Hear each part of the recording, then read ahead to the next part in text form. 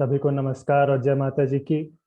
गुर्जर विवाद पर हमारी सीरीज का चौथा भाग लेकर उपस्थित हूँ। पिछले भाग में हमने 9वीं सदी तक के कई एविडेंस और आर्गुमेंट्स देखे कि कैसे गुर्जर शब्द इतिहास में जो इसका प्रयोग है हमेशा एक स्थानवाचक के रूप में हुआ है and not with any ethnic connotations. तो चौथे भाग में हम आज 10वीं सदी से शुरू करते हुए आगे की ओर बढ़ेंगे। So I share my screen.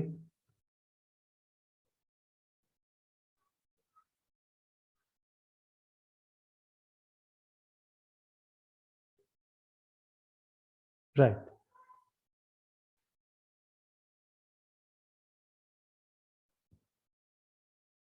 तो आज का जो पहला साक्ष्य हम देखेंगे ये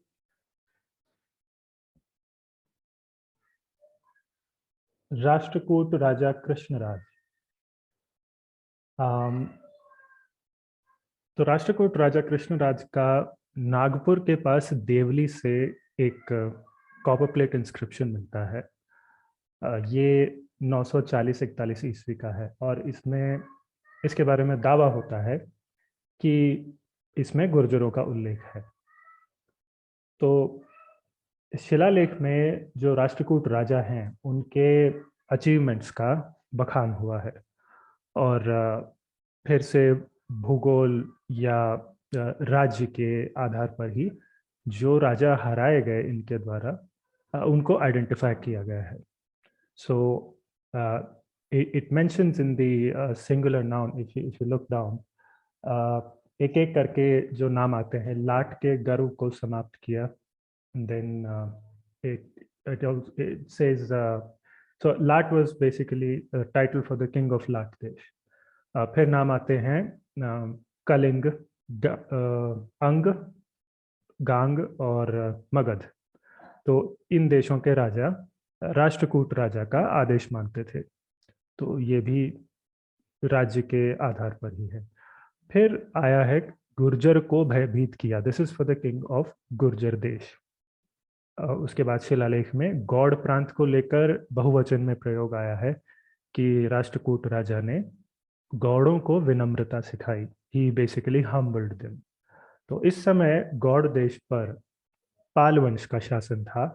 सो पूरे शिलालेख के वर्णन में देखें तो ऐसा कुछ भी नहीं जो उस समय किसी गुर्जर जाति जनजाति का होना सिद्ध करता हो।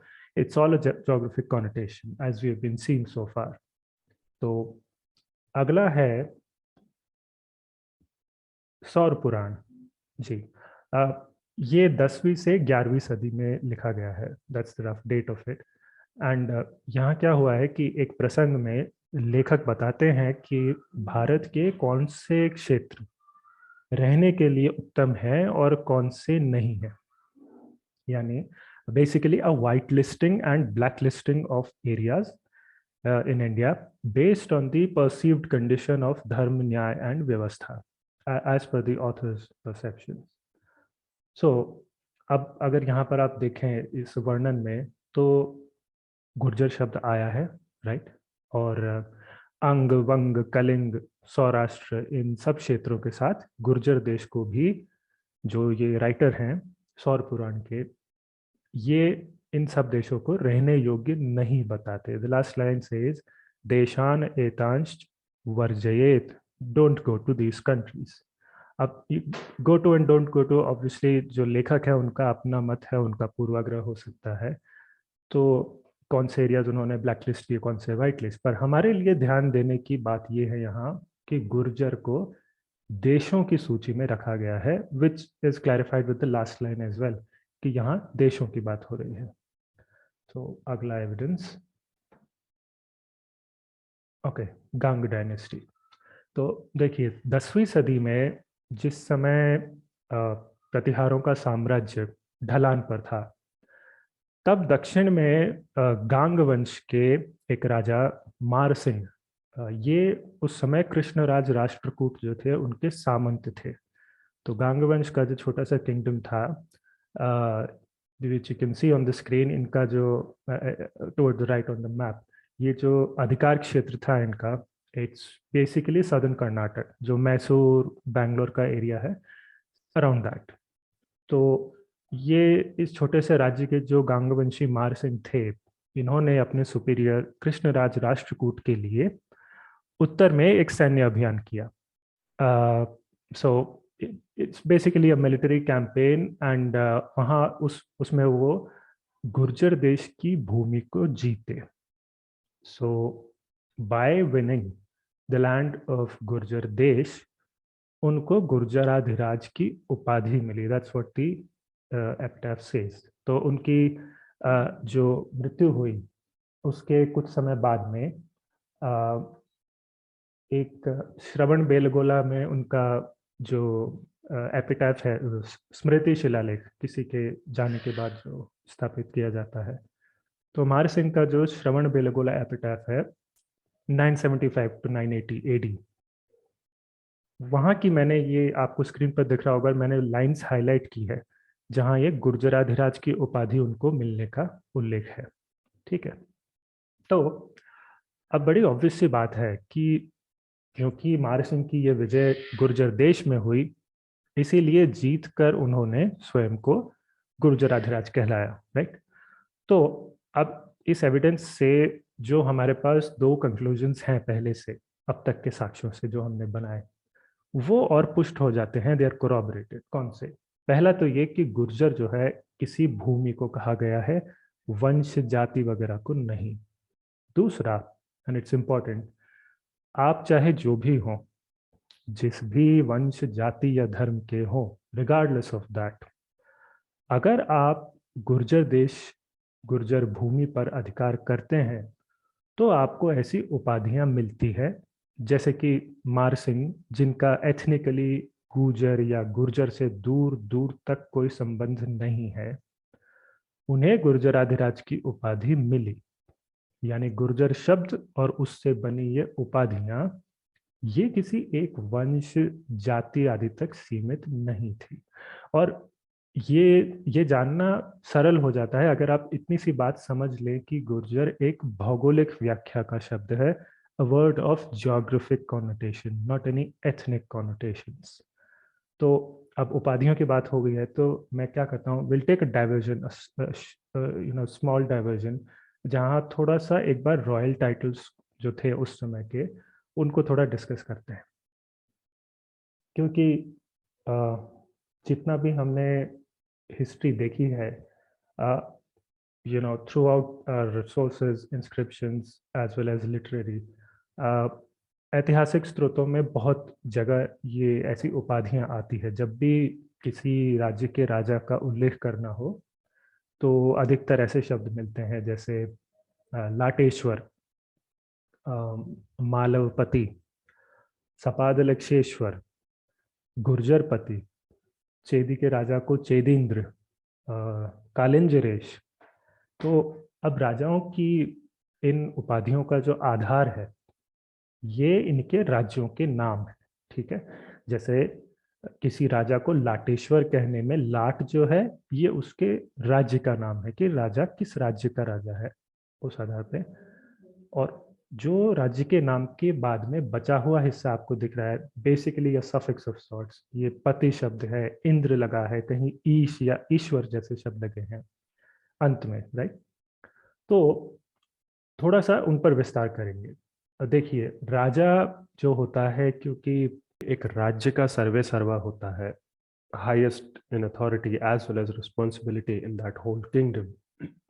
तो राजा के लिए ऐसी उपाधियां होती थी जिनमें राज्य के नाम के आगे पति, इंद्र या ईश्वर जैसे शब्द लगते थे।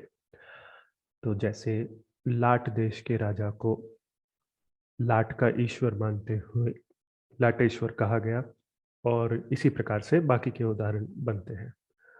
तो पति, इंद्र और ईश्वर जैसे शब्दों का मिडिवल हिस्ट्री में कहीं भी जाति के लिए उपयोग नहीं हुआ।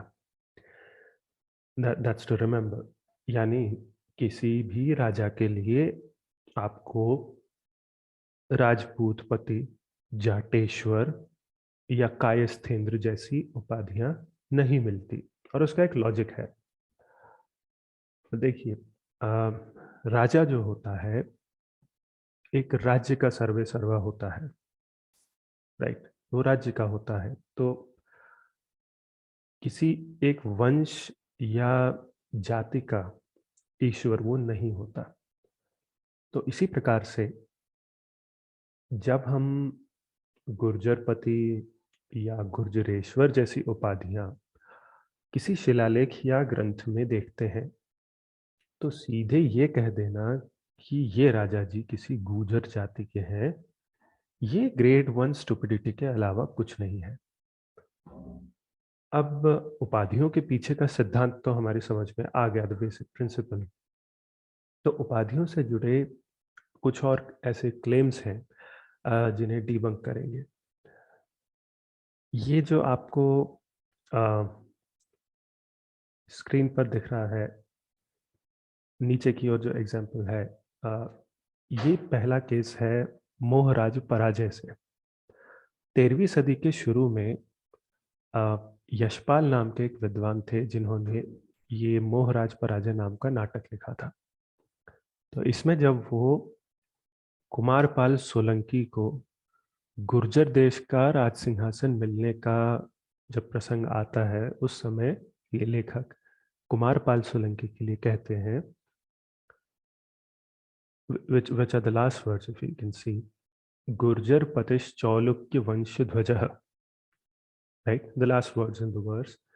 एक तो उन्हें गुर्जर पति कहा है, ठीक, और दूसरा चौलुक्य वंश ध्वज कहा है, राइट।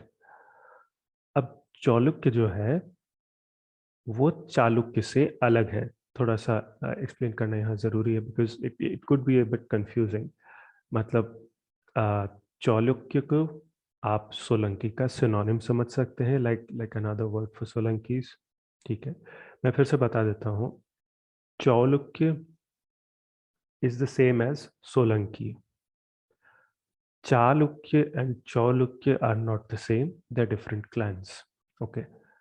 तो coming back to the question of ancestry, जहाँ तक वंशोत्पत्ति का प्रश्न है कुमारपाल सोलंकी के लिए, तो कुमारपाल सोलंकी को चालुक्य यानी सोलंकी वंश का ध्वज कहा गया in context of ancestry, like an esteemed symbol और रिप्रेजेंटेटिव ऑफ हिज क्लैन। बचा गुर्जरपति शब्द। तो हम लोग अभी देख चुके हैं कि इन उपाधियों का क्या अर्थ है। तो गुर्जर देश, गुर्जर राज्य का जो स्वामी है, जो हाईएस्ट अथॉरिटी है as well as highest responsibility figure है, उसे गुर्जर पति कहा जाएगा, यानी कि राजा को। अच्छा, अब तो ये उपाधियां कब कौन क्यों धारण करता था हमारी समझ में आया। तो गुर्जर पति जो राजा थे कुमारपाल, ये शब्द कुमारपाल के गुर्जर राज्य या स्थान की सूचना हमें देता है, right. So what that means is, Kumarpal जो थे, he was Gurjar by geography and Chalukya और सोलंकी by ancestry, ठीक है, getting the difference. So I'll move on to the next claim. Right.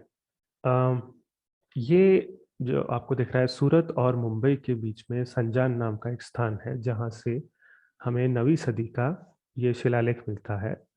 It belongs to Rashtrakuta king Amoghavarsha the first. तो it's basically a copper plate.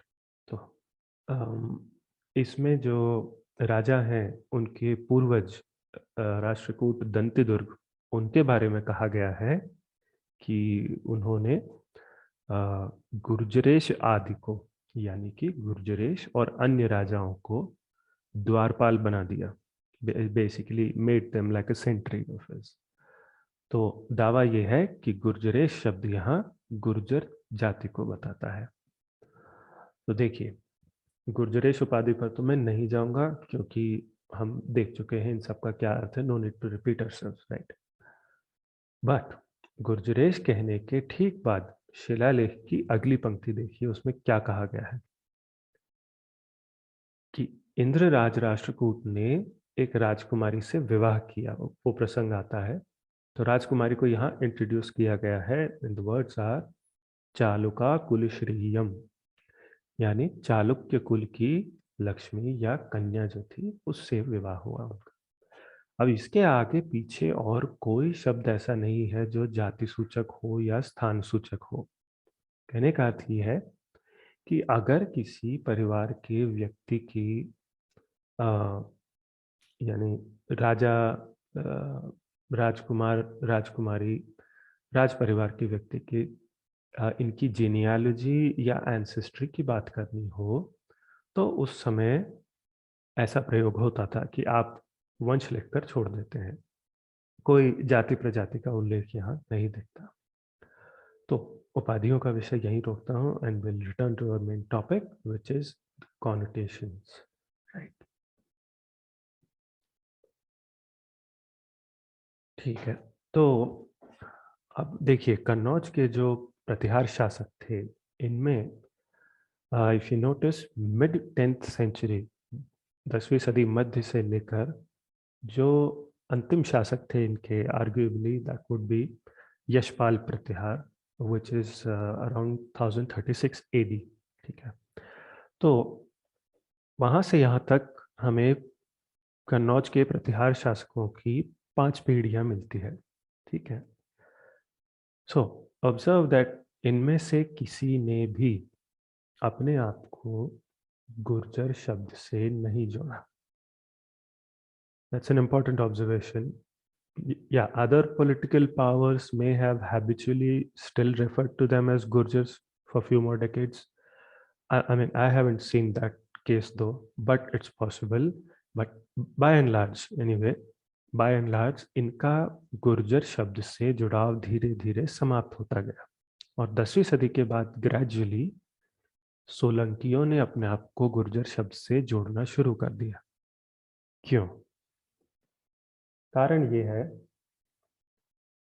कि 10वीं से 11वीं सदी में आते आते प्रतिहार शक्ति जो है वो अपने मूल स्थान, जो कोर गुर्जर देश है, लेबनस्ट्रॉम ऑफ सॉर्ट्स, यानी राजस्थान गुजरात के जो एरियाज हैं, वहां से कटकर सिर्फ कन्नौज और उसके आसपास के क्षेत्र में प्रतिहार शक्ति सिमट गई थी। व्हाट दैट मीन्स इज अब वो साम्राज्य से राज्य बन गए थे। ठीक है, देन आप अगर उसके एग्जाम्पल्स देखें, तो विजयपाल प्रतिहार और राज्यपाल के बाद में जो कन्नौज के प्रतिहार राजा थे, त्रिलोचन पाल, इनका झूसी से मिला ये कॉपर प्लेट है 1027 एडी।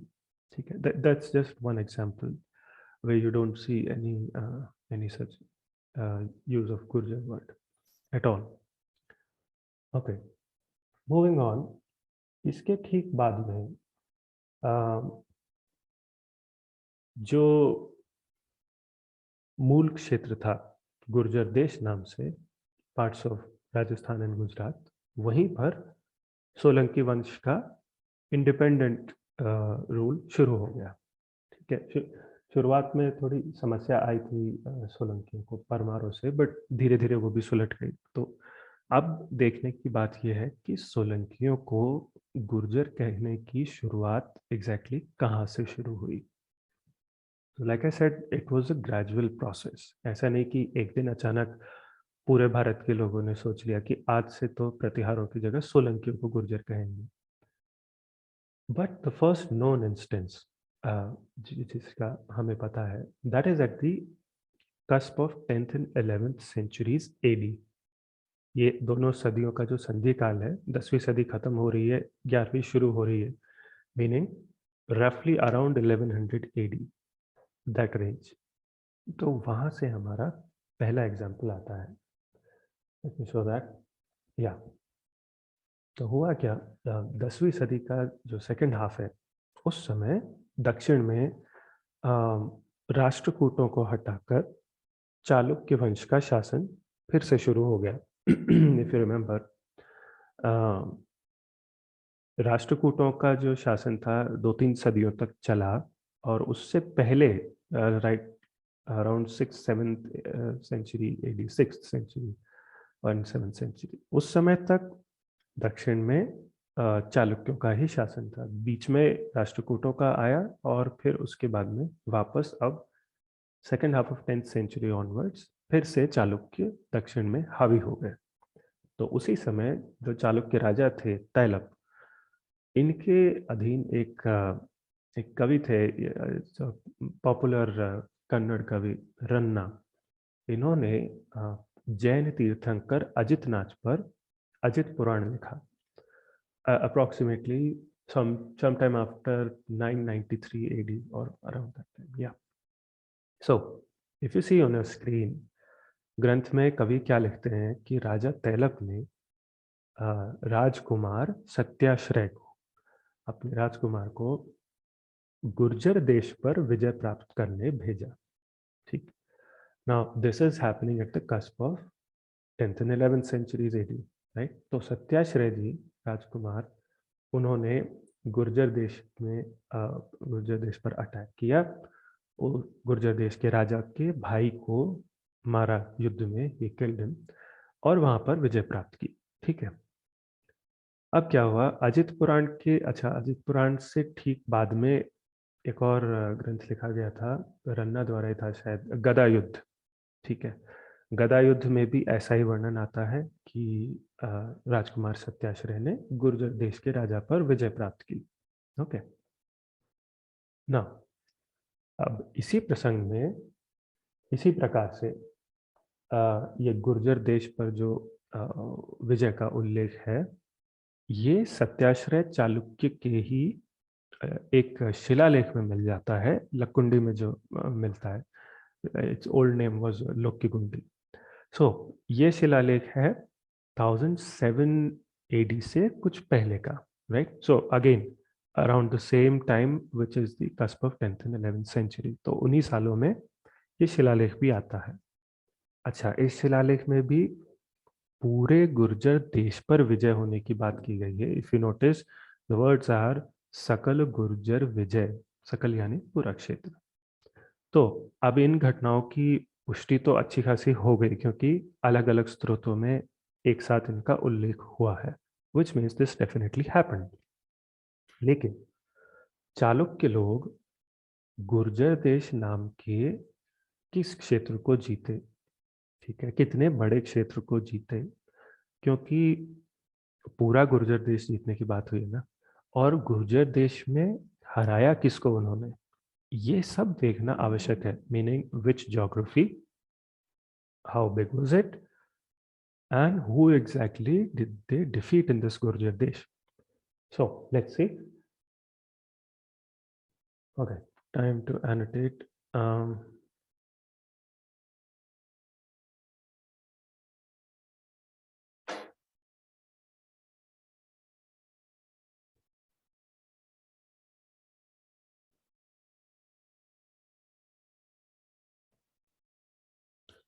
Okay, अब 11वीं सदी के आरंभ में चालुक्य थे कर्नाटक और महाराष्ट्र में। ठीक है, लेट मी ड्रॉ दिस। और लाट देश पर भी उनका अधिकार हो गया था।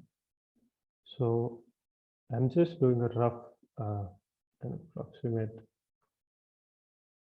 draw. So this would be at the Chalukya area. ठीक है। और उस समय जो कन्नौज की जो ब्रांच थी प्रतिहारों की, वहाँ से संचालित जो प्रतिहार साम्राज्य था, वो सच में है से था हो चुका था। तो there was no Gurjar Pratihara empire any more. अच्छा, उस समय कहीं और कोई दूसरा इंडिपेंडेंट प्रतिहार किंगडम रहा हो, इसके भी कोई साक्ष्य नहीं मिलते।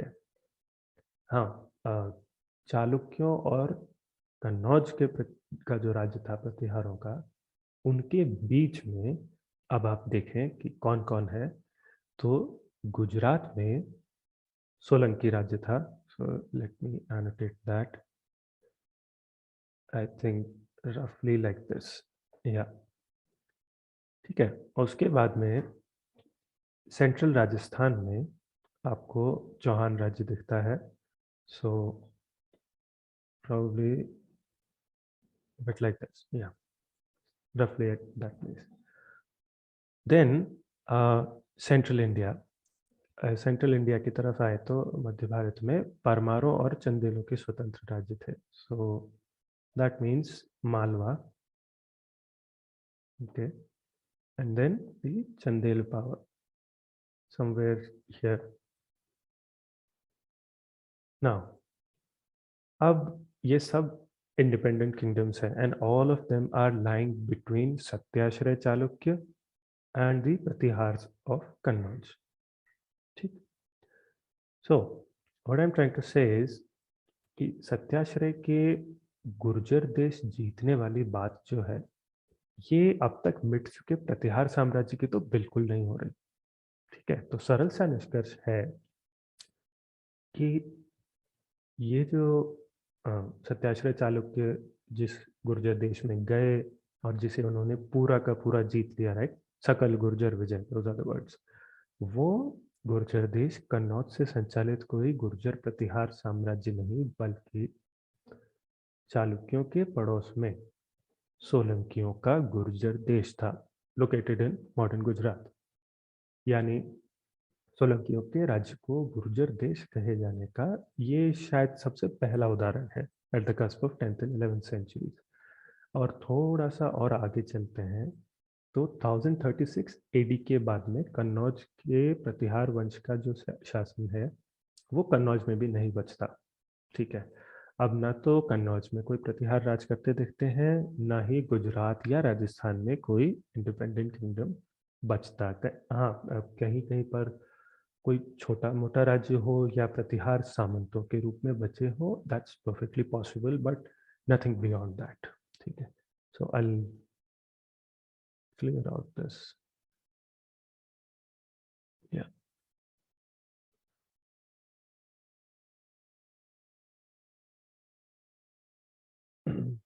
over to the next one.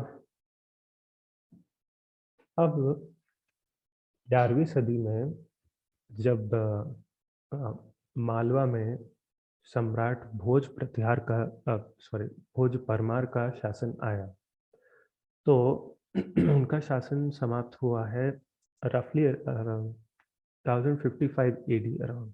ठीक है, so that's second half of 11th century. तो उनका शासन अंत होते समय उनके एक सामंत थे यशोवर्मन. इनका शिलालेख मिलता है महाराष्ट्र में नासिक से थोड़ा सा उत्तर की ओर है, शायद ये कलवन नाम का क्षेत्र है. Sorry if I pronounced it wrong. So अब जो वर्सेस है आपको स्क्रीन पर दिख रहे हैं, इनमें सम्राट भोज द्वारा जिन क्षेत्रों के राजाओं को हराने की बात लिखी है, those are Karnat, Lat, Gurjar, Chedi, Konkan. Like I said, by this time there was only one sovereign power that controlled most of Gurjar Desh, the Solankis. And of course connotation तो स्थान सूचक है ही यहाँ, साथ ही साथ ये परमारों की सोलंकियों पर जीत का उल्लेख है. ठीक है, using the word Gurjar for the Solanki king, रफली द सेम ज्योग्राफी जिसे प्रतिहारों के समय भी गुर्जर देश कहा गया. Next, another Parmar inscription from the second half of 11th century AD. इस समय जब का ये इंस्क्रिप्शन है, इस समय उदयादित्य परमार, भोज के बाद में उदयादित्य परमार मालवा के राजा थे. Not immediately after Bhoj, but I think couple of decades after him. तो ये मिलता है ग्वालियर के पास उदयपुरा नामक स्थान से, और इसमें प्रतिहारों की एक प्रशस्ति आती है. प्रशस्ति मीनिंग जब आप अपने एंसेस्टर्स को, if you remember them fondly and you right about them in the inscription और इन एनी अदर टेक्स्ट, वो एक प्रशस्ति होती है कि my ancestors were like this, these are their achievements, they were so great. So वो एक प्रशस्ति होती है. तो तो ये परमारों की प्रशस्ति है और इसमें उदयादित्य परमार के जो पूर्वज थे उनमें से जब राजा भोज परमार की बात आई सो तो उस समय कहा गया है कि भोज परमार के जो सामंत थे, because he is treated as an emperor, तो उनके सामंतों ने जिन देशों या राजाओं पर चढ़ाई की उनके नाम आते हैं Chedi, Gurjar Rat. Rat is just a inflection or a modified form of Raj. So basically you can read it as Gurjar Raj. Okay. और इसके अलावा आते हैं लाट और कर्नाट. ठीक है. और इन सब के बाद प्रजाति का जो the only use of that is which could have any kind of ethnic connotation, that's for the Malechas, तुरुष्कान. ठीक है. तुरुष्क पर विजय का उल्लेख. बाय द वे तुरुष्क भी एक स्थान सूचक शब्द है, बट उस पर हम बाद में आ जाएंगे. we'll elaborate on that as well. So that's done with the Parmar inscriptions. Moving on. Right. अब लगभग उसी समय 1088 AD में बिल्हण नाम के एक कश्मीरी कवि थे. इन्होंने विक्रमांक देव चरित लिखी. ठीक. ये इन्होंने लिखी अपने चालुक्य पेट्रन राजा Vikramaditya sixth, also known as Tribhuvana Malla.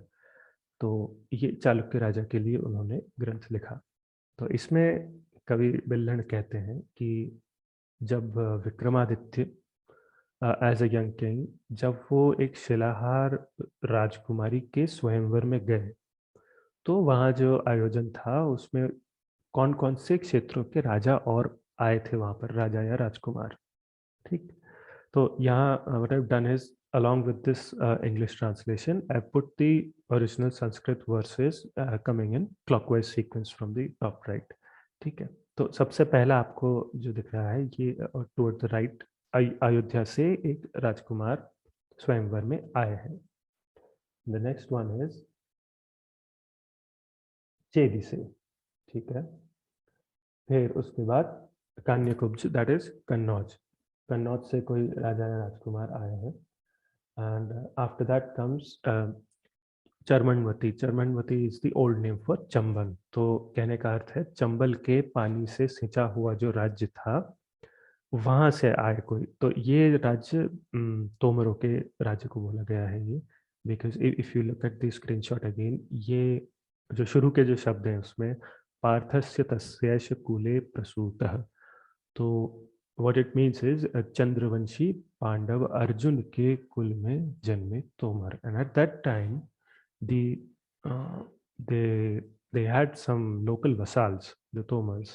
Their local vassals were Yaduvanshi Bhadanaks in that region. ठीक. Anyway, तो उसके बाद आता है कालिंजर. तो कालिंजर ये चंदेलों का राज्य था, तो वहां से कोई आया है. फिर गोपाचल से, गोपाचल है आपका ग्वालियर और उसके आसपास का क्षेत्र, उसे कहा गया है. ठीक. अदर देन दैट फिर आते हैं मालव और गुर्जर. ठीक है. गुर्जर राज्य से भी कोई आया है. एंड इन द एंड अपना पांड्य और चोल राज्य से. तो इन सभी क्षेत्रों से आपको राजा या राजकुमार स्वयंवर में आए गए बताए जाते हैं. Now I want you to focus on two words here, Kannauj and Gurjar. ठीक है. What I am trying to say is, एक ही कॉन्टेक्स्ट में कन्नौज और गुर्जर दोनों अलग अलग राज्यों के रूप में यहाँ आते हैं. राइट. तो इससे सिद्ध होता है कि by mid 11th century Kannauj या उसके आसपास के क्षेत्र में अब कोई ऐसी राजनीतिक शक्ति नहीं थी जो अपने आप को गुर्जर कहती हो. पर शब्द तो अब भी आ रहा है. Right. It is not disappeared. तो गुर्जर कौन कहला रहे हैं अब? अब गुर्जर कहला रहे हैं पाटन गुजरात का सोलंकी राज्य. अब एक बार कलचुरियों की ओर आ जाते हैं और उसी समय के जो उनके शिलालेख हैं उससे भी देख लेते हैं कि कैसे गुर्जर शब्द अब भी केवल एक स्थान है. तो भोज परमार के समय ही ईस्टर्न एमपी का जो चेदी राज्य था, वहाँ कलचुरी वंश के एक बहुत ही पावरफुल किंग हुए लक्ष्मीकर्ण। लक्ष्मीकर्ण कलचुरी, इनके गोहरवा और रीवा से शिलालेख मिलते हैं, कई शिलालेख, जिनमें से एक आपकी स्क्रीन पर है, डेटेड 1048 एडी। तो अब ध्यान दीजिए, ये जो शिलालेख है इसमें गुर्जर और उसके साथ लगे शब्दों में और कौन-कौन से नाम आते हैं। So there is Bengal, there is Pandya, there is Lat, there is Kashmir, and then it says Purvavani Rajpotah, meaning पूर्वी क्षेत्र. Avani is for land, so eastern lands का जो Rajpotah meaning राजा की नाव, तो because it was a coastal kingdom toward the east, तो पूर्वी क्षेत्र के राजा की नाव. What they're trying to say is कि जो ईस्टर्न किंगडम का राजा था वो भी बिकॉज ऑफ देयर इन्फ्लुएंस वो जमीन छोड़ के पानी में अपनी नेवी में चला गया to seek safety from them. और कांची, कांची का भी नाम आता है. तो इसके अलावा जो कलचुरी राजा थे, इन्होंने खुद को चेदिंद्र कहा. दैट्स देयर टाइटल, यानी चेदी देश का राजा. ठीक है, तो ऑब्वियसली चेदी अगेन किसी वंश या जाति का नाम नहीं है. कश्मीर, बंगाल, लाट, कांची, ये भी किसी वंश या जाति का नाम नहीं है. ये सभी भौगोलिक क्षेत्रों के नाम हैं. और वैसे ही इनके साथ आया नाम गुर्जर भी एक देश का, राज्य का नाम है. All these names are geographies and not ancestries. ठीक, जहां तक पांड्य शब्द का प्रश्न है, तो देखिए प्राचीन काल में अलग वंश पांड्य नाम से प्रसिद्ध हुए और मध्यकाल में अलग, और दोनों तरफ अपनी वंशोत्पत्ति इन्होंने अलग अलग बताई है. ठीक है, तो पांड्य भी यहाँ पर कोई एक कंसिस्टेंट लिनियल एंसेस्ट्री की तरह नहीं है, बल्कि मोर और less it's a geographic brand, कि वहाँ राज करने वाले अलग अलग वंशों ने अपने आप को पांड्य कहा. ओके, अब इसी तरह कलचुरियों के 12वीं सदी के कुछ शिलालेख है. जैसे एक है the one you are seeing right now, ये राजा नरसिंह देव कलचुरी, इनका शिलालेख है. By the way this is maternal grandfather of Prithviraj Chauhan. सो नरसिंह देव कलचुरी ने किन क्षेत्रों को प्रभावित किया? 1166 एडी का ये इंस्क्रिप्शन है. एंड इसमें जो क्षेत्रों का नाम लिया गया है, यहाँ मिलता है गुर्जर, तुरुष्क, कुंतल देश का जो राजा है उन्हें कुंतल नायक कहा गया है. कुंतल देश इज रफली the western Maharashtra region and some parts of Karnataka. तो कर्नाट रीजन का जो ज्योग्राफिक कॉनोटेशन है, जो एक्सटेंट है, मोर और लेस उससे मिलता जुलता ही कुंतल होता था. कभी कभार इंटरचेंजेबली भी यूज होते थे, बट एनीवे. अच्छा, अब नीचे की ओर एक और है. यस, तो जबलपुर के पास करकबिल से, ये भी 1160 एडी अराउंड एक और शिलालेख आता है कलचुरियों का. सो यहाँ क्या हुआ है कि 11th सेंचुरी के जो इनके राजा थे, बेसिकली एंसेस्टर इनके उस समय, लक्ष्मीकर्ण कलचुरी, कौन कौन से एरियाज के राजा राजकुमार लोग उनके सामने विनम्र व्यवहार करते थे, meaning they used to wait upon Lakshmikarna, वो नाम आ रहे हैं. that list is there. So you'll see Chol, then there is Kongunadu. Kongunadu is the name of western Tamil Nadu, उसका पुराना नाम है. Then comes God, that is Bengal region. Gurjar, we know that, Gurjar देश की बात हुई है. कीर, कीर है कांगड़ा, कांगड़ा का पुराना नाम है. तो यहाँ भी जाति प्रजाति सूचक केवल एक शब्द आता है, मलिच्छों के लिए हूण कहा गया है. That's it. तो गुर्जर शब्द की ये जितनी भी रेफरेंसेस हमने देखी हैं, ये सभी पाटन गुजरात के सोलंकी राज्य के लिए है. ठीक है, ओके.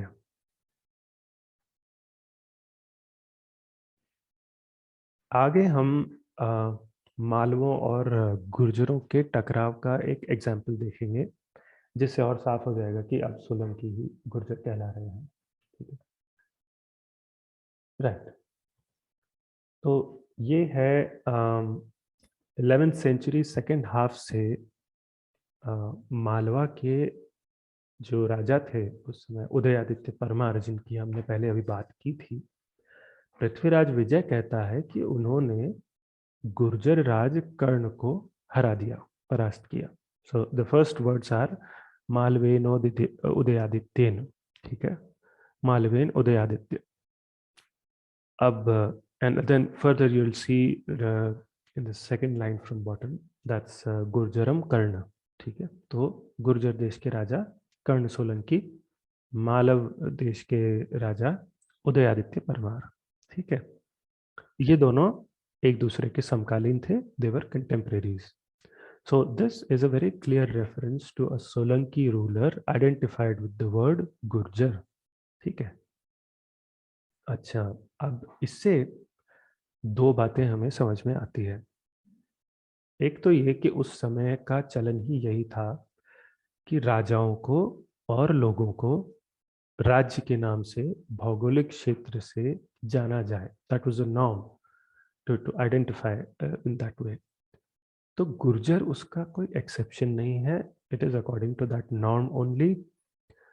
दूसरी बात, परमार राजा भोज और लक्ष्मीकर्ण कलचुरी के समय, meaning in the 11th century, जिन्हें गुर्जर कहा गया वो सोलंकी थे, स्पेशली आफ्टर भोज सेकेंड हाफ में। अच्छा, तो उस समय सोलंकियों के अलावा किसी को भी गुर्जर नहीं कहा गया। तो पहले जिन्हें गुर्जर कहा गया था वो थे प्रतिहार, उनका राज्य गए, कई दशक बीत गए। ठीक है, even from Kannauj their rule has ended. तो गुर्जर शब्द के जो प्रयोग हमने देखे, ये परमारों के लिए भी नहीं हो सकते, क्योंकि तब के शिलालेखों में परमारों को उनके राज्य के नाम से मालव कहा गया है, गुर्जर नहीं। और अ, परमारों ने सोलंकियों को गुर्जर कहकर अपने शिलालेखों में एड्रेस किया है। सो इसके अलावा who else is there, Sambhar Ajmer में चौहान थे। ठीक है, सांभर अजमेर के चौहानों को भी कभी गुर्जर नहीं कहा गया। I'll come to that in detail later. And then there are no other candidates left except Solankis obviously. और उस समय दक्षिणी राजस्थान और गुजरात में सबसे शक्तिशाली केवल सोलंकी थे। ठीक, so that concludes for us about Solankis. अच्छा, इस सब से इतना समझ में आ गया कि गुर्जर भौगोलिक क्षेत्र का नाम है, और जो भी इस पर राज करता है वो गुर्जर उपाधि का प्रयोग करता है, चाहे जिस भी वंश का हो, जाति, जनजाति या धर्म का हो।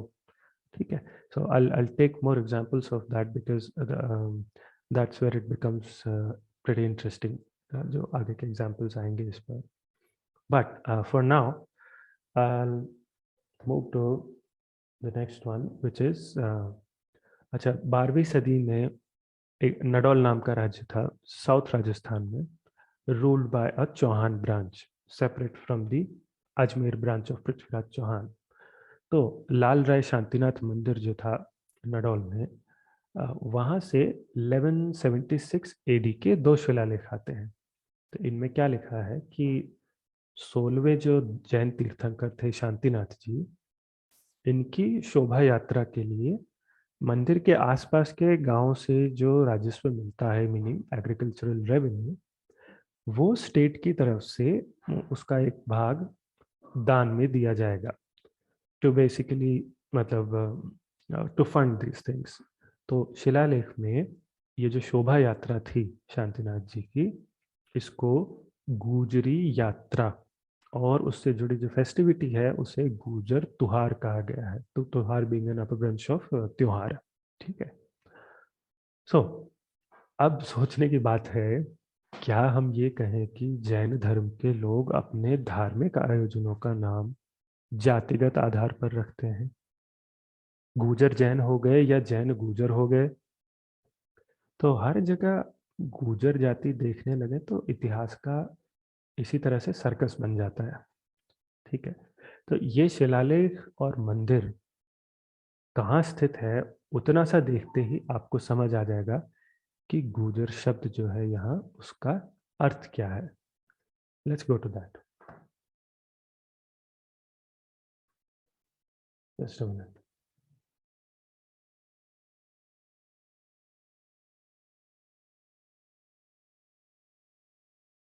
So the location is just a minute.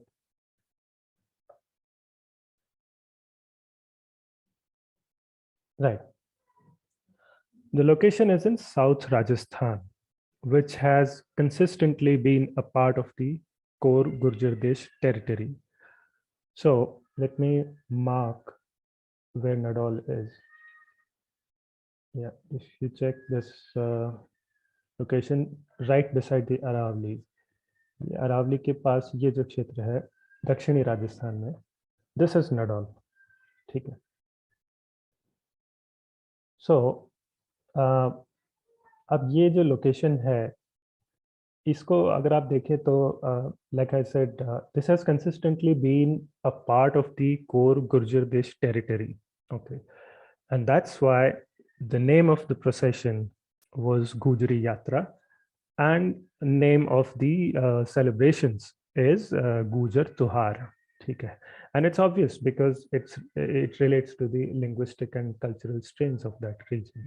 ठीक है. अब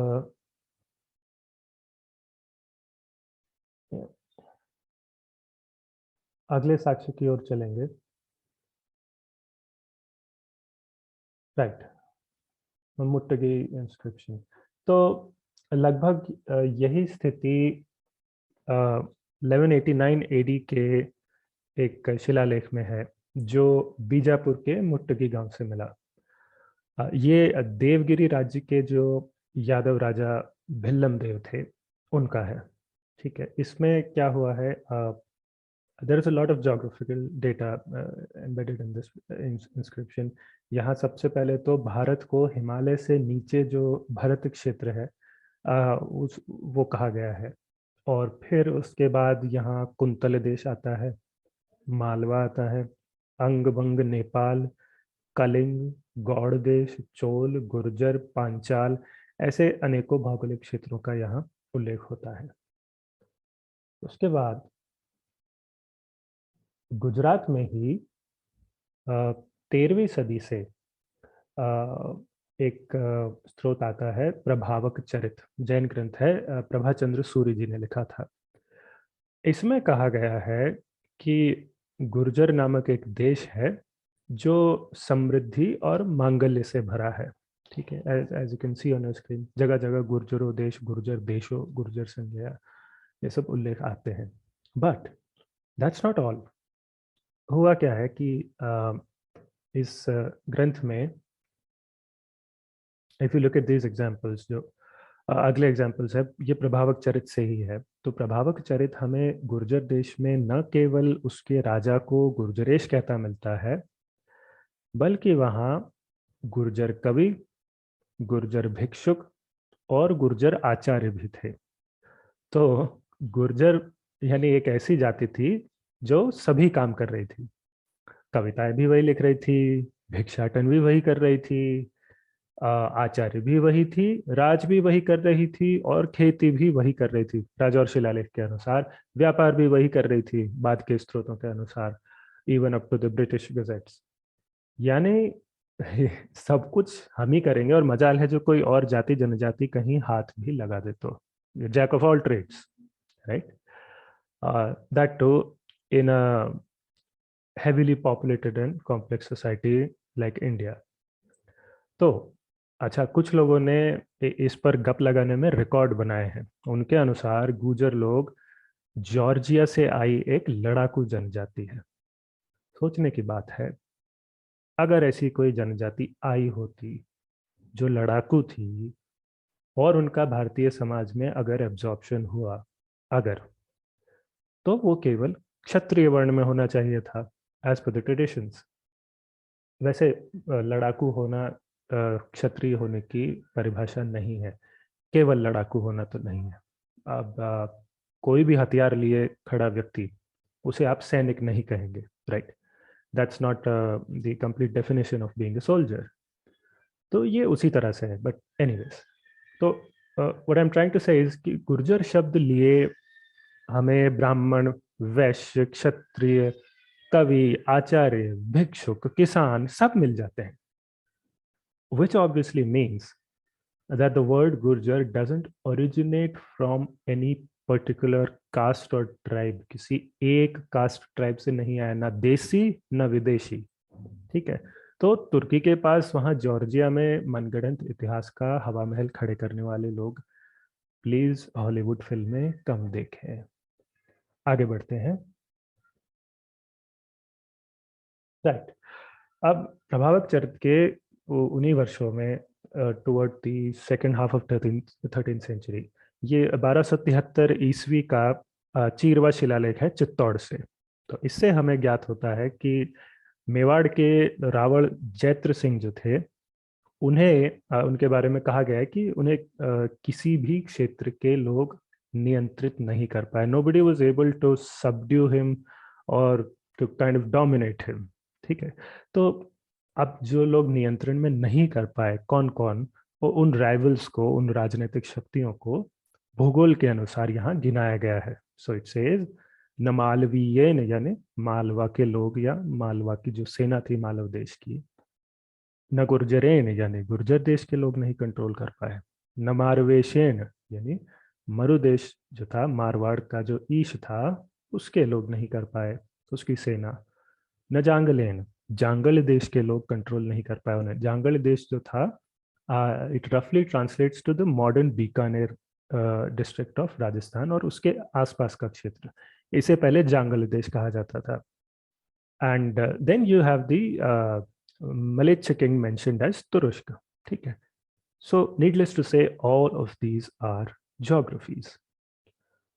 Again, यहाँ नीचे की ओर जो आपको दिख रहा है, ये दक्षिणी राजस्थान के माउंट आबू से, which is by the way sort of the heights of Aravali range. ठीक है। तो माउंट आबू से अचलेश्वर मंदिर जो है, वहां से एक शिलालेख आता है, उसकी ये एक लाइन है। The inscription is dated 1285 AD।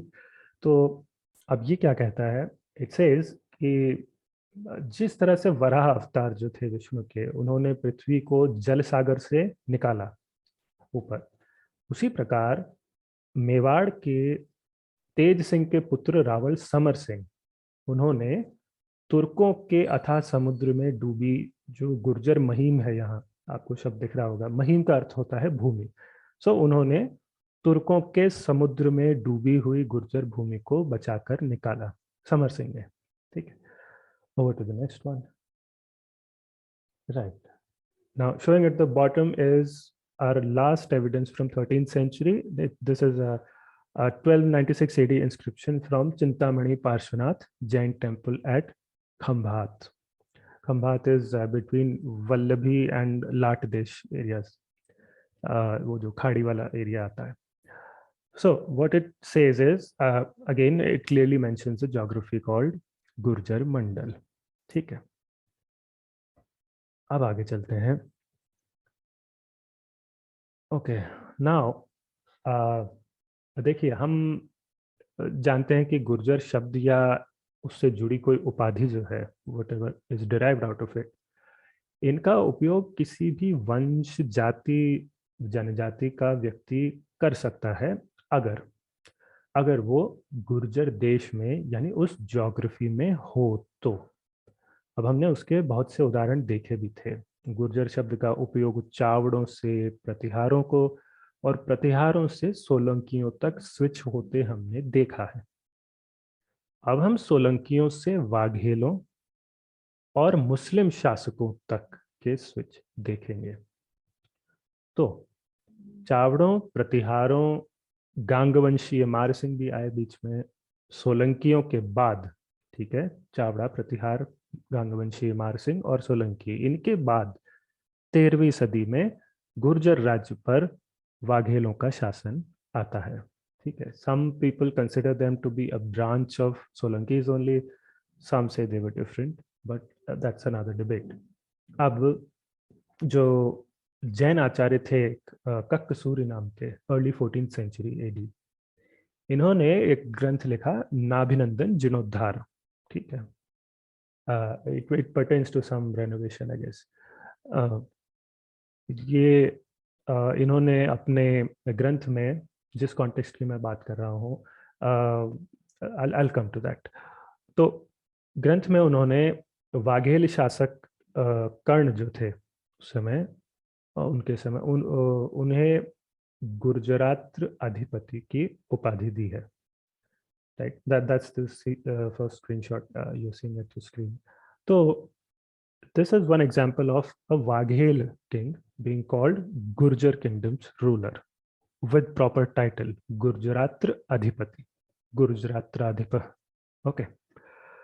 अब नीचे की तरफ जो श्लोक है एक और, this is from a copper plate inscription of 1251 AD, pretty much the Waghel ruling timeline only. तो बट ये जो है, ये उस समय देवगिरी जो एक दूसरा राज्य था, उसके राजा थे कृष्ण यादव। ये उनका कॉपर प्लेट इंस्क्रिप्शन है, ये सतारा के पास तसगांव से मिला था।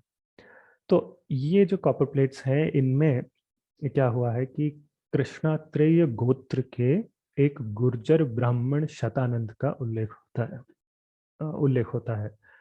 तो शब्द आते हैं द्विजो गुर्जर कृष्णात्रेय कुले। ठीक है, तो जो कृष्णात्रेय गोत्र है वो और द्विज शब्द, ये दोनों देखने के बाद संदेह का स्थान नहीं रह जाता कि जो शतानंद जी हैं, इनकी जाति ब्राह्मण थी, गुर्जर नहीं। तो गुर्जर शब्द का प्रयोग यहाँ देवगिरी राज्य के पड़ोस में ही गुर्जर देश था, तो पड़ोसी राज्य गुर्जर देश के लिए ये शब्द का प्रयोग हुआ है। यानी कि हमारे ताम्रपत्र के जो शतानंद जी हैं, ये मूल रूप से गुर्जर देश के थे। तो ये बात मतलब ब्राह्मण महाराज को गुर्जर कहकर इस इंस्क्रिप्शन में क्लैरिफाई की गई है। Okay, so I will move to the next one. या दिस इज इंटरेस्टिंग। अब वाघेलों के बाद 13वीं सदी के अंत से गुर्जर राज्य पर अलाउद्दीन खिलजी के एक मुस्लिम प्रांतीय अधिकारी, यानी आप गवर्नर कह लीजिए, गवर्नर थे अल्प खान।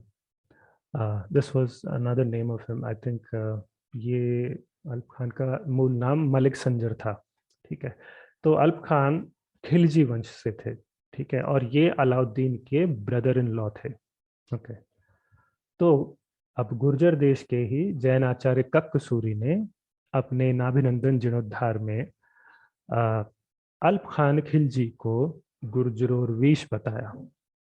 ओके, तो गुजरात के जो मुस्लिम शासक थे आगे चलकर, इन सभी को गुर्जर उपाधि मिलने के आगे की सदियों में और बहुत से एग्जाम्पल्स आपको मिल जाएंगे। महमूद बिगाड़ा का एग्जाम्पल है, और भी बहुत से हैं। बट इस आशा के साथ कि आप बात को समझ गए होंगे, मैं अननेसेसरी एग्जाम्पल्स नहीं दूंगा। बाद के जो आगे के एग्जाम्पल्स हैं, आई तो hope that they are not needed. अब ये जो साक्ष्यों की हमने इतनी लंबी लिस्ट देखी, इसका अगर सार व्यक्त करें, इफ यू समराइज इट, तो जालौर में बैठे वत्सराज प्रतिहार को गुर्जर देश में बताया जाता है। भीनमाल और पाटन में बैठे चावड़ा राजा को गुर्जर देश में बताया जाता है। उनके बाद शासन में आने वाले सोलंकियों को भी गुर्जर उपाधि मिलती है। फिर सोलंकियों के बाद आए वाघेल शासक कर्ण वाघेल और मुस्लिम शासकों को भी गुर्जर उपाधियां मिलती है। तो अब वो जो प्रेस कॉन्फ्रेंस करने वाले जो ज्ञानी आचार्य लोग हैं, वो राजाओं की इन उपाधियों को मनमर्जी बिना आधार जाति सूचक बताकर भ्रम फैला रहे थे। And I hope that is clarified now. पर उनकी बात माने तो ये सभी लोग सब के सब गुर्जर बन जाते हैं। यहाँ तक कि अभी अभी हमला करके गुर्जर देश को जीते अल्प खान जैसे मुस्लिम खिलजी भी रातों रात गुर्जर बन गए, right, if you go with that assumption. तो कहने का मतलब ये है कि गुर्जर उपाधियां अगर किसी जाति से, जनजाति से बंधी होती, तो दक्षिण भारत के गांग वंश के मारसिंह गुर्जर देश को जीतकर गुर्जर अधिराज नहीं कहलाते। न ही वाघेल और मुस्लिम शासक हमें गुर्जर उपाधियां लिए दिखते हैं। ठीक है। अब चूंकि बिल्कुल शुरू में आए ये मुस्लिम शासक गुर्जर जाति के नहीं हो सकते, तो इससे, sorry, I think mistake, next slide. तो इससे एक और बड़ा प्रश्न खड़ा हो जाता है। अगर गुर्जर देश क्षेत्र का नाम ये गुर्जर जाति से ही पड़ा था, if you assume that for a minute, तो फिर उन गुर्जरों को हराकर उस एरिया को अपने अधिकार में करने वाली राजनीतिक शक्ति जो थी, उनको तो तुरंत ही फिर गुर्जर देश का या जो ये जो क्षेत्र का नाम था बदल कर कुछ और कर देना था, क्योंकि ये नाम तो आपके दुश्मन से पड़ा है ना, जिसे अभी आपने हरा दिया है। एक नहीं तो दूसरी शक्ति ने तो करना था किसी को, तो जैसे there are examples of this as well. जैसे 14वीं सदी में खंगारों और चंदेलों को हटाकर बुंदेलों ने जब उनका जब शासन आया, बुंदेल वंश, उन्होंने तब तक जो चंदेल राजा थे जेजा, उनके नाम से जेजाक भुक्ति और या जुझौती कहते थे उस एरिया को, उसके नाम को बदलकर उन्होंने अपने नाम से एरिया को अब बुंदेलखंड कहलवाया। Right, that's a fact of history. पर यहाँ गुर्जर देश के केस में तो ऐसा हुआ नहीं, प्रयास भी नहीं हुआ। क्यों? क्योंकि गुर्जर शब्द जाति सूचक, जनजाति सूचक न होकर स्थान सूचक है, और इसीलिए इतिहास में गुर्जर नामक देश से जो भौगोलिक क्षेत्र पहचाना गया, उस पर राज करती किसी भी नई राजनीतिक शक्ति को कभी ये आवश्यकता नहीं हुई कि क्षेत्र का नाम बदला जाए। Right, I mean in an age where lineages were wiped down to the dog, ठीक है, किसी को नहीं छोड़ा जाता था। The only reason why the name Gurjar Desh didn't pinch anybody, including the new Muslim rulers, was that its connotation wasn't ethnic. It was only geographic. And that's why एक के बाद एक 6 राजनीतिक शक्तियों ने जब राज किया गुर्जर देश पर, अपने आप को गुर्जर कहलाते हुए, चावड़ा, प्रतिहार, गांग वंश, सोलंकी, वाघेल और मुस्लिम शासक, नाम वही मिलता है, गुर्जर देश। राइट, अच्छा, ये कोई अजीब सा एक्सेप्शन नहीं है, there are plenty of parallels to it. जैसे कर्नाट शब्द, पहले कर्नाट क्षेत्र पर चालुक्यों का शासन था, तो चालुक्य कर्नाट कहलाते रहे। हमने पुलकेशिन को देखा था, और बहुत से एग्जाम्पल्स हैं, वो चालुक्य थे। फिर 8वीं से 10वीं सदी तक कर्नाट क्षेत्र में राष्ट्रकूट वंश का शासन आया, तो कर्नाट की उपाधि उनके लिए उपयोग होने लग गई। और उसके बाद हमने ये भी देखा कि 10th सेंचुरी सेकेंड हाफ से, राजा तैलप के समय से, चालुक्य फिर से उभर गए, और अब कर्नाट शब्द फिर से चालुक्यों के लिए उपयोग होने लग गया, which is verified by the contemporary Parmar inscriptions as well. ठीक है, तो एक ही एग्जाम्पल, एक और उदाहरण बता देता हूँ कलिंग देश का। कलिंग देश पर भी आप देखें तो महाभारत काल से लेकर मिडिवल एज तक हजारों वर्षों में बहुत से वंशों ने राज किया है। एक को उखाड़कर दूसरा आया, दूसरे को उखाड़कर तीसरा आया। जैसे कि महामेघवाहन वंश था, शैलोद्भव, मथर वंश पितृभक्त वशिष्ठ राजवंश था, गजपति थे, नंदपुर के सूर्यवंशी थे, सोमवंशी थे। तो इन सभी के राजाओं को कलिंगाधिपति कहा गया। तो कलिंग शब्द मूल रूप से जाति सूचक या वंश सूचक होता, तो हजारों वर्षों में जो दर्जनों जिन वंशों ने राज किया कलिंग देश पर, उन्होंने अपनी उपाधियों में निरंतर इसका प्रयोग नहीं किया होता। इतने लंबे काल की भरपूर राजनीतिक उथल पुथल में एक ही फैक्टर स्थिर रहता है ज्योग्राफी। तो कलिंग शब्द की व्याख्या भी क्योंकि भूगोल से जुड़ी है, इसीलिए यहाँ राज करने वाले अलग अलग वंशों ने हजारों वर्षों तक कलिंगाधिपति जैसी उपाधियों का प्रयोग किया। इसी के साथ आज का अंक समाप्त करूंगा।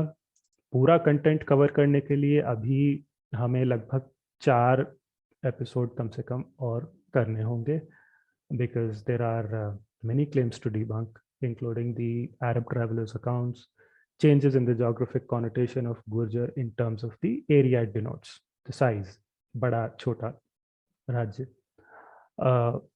लेट मिडिवल सेंचुरीज की बात करेंगे, फिर प्रतिहारों के अलावा और बहुत से वंशों पर दावे हैं जिनका खंडन करना है, and then there are some hilarious claims जिन पर हंसना भी है। So a lot coming up and I'll see you in the next one. तब तक के लिए अपना ध्यान रखें। प्रणाम।